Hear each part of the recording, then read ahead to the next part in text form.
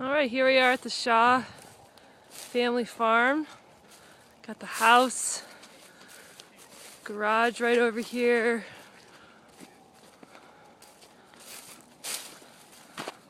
People coming for a farm tour. Got 40 acres. 20 acres of it is clear. It's fully irrigated, so there's lots of potential to rotational grazing, keep things irrigated. So it's quite an elaborate. The owner was a civil engineer, so he was able to do that. So here's the garage with lofted apartment. Over here we've got pretty sizable outdoor growing space, raised beds.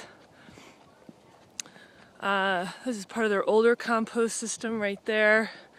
They now do it more behind the house in just two big piles. And then of course, don't remember the square footage, but here's the greenhouse. And obviously everything's irrigated. They can put low tunnels on the outdoor beds. They use sprayers for irrigation. And here we are, it's February 23rd. Awesome. And there's chickens out back, wood fire, pizza oven. I think you can kind of see that here in the backyard. In the patio area, there's the wood-fired pizza oven. Pretty sweet space. Lots of places to grow food, raise cattle, goats, pigs, sheep, you name it.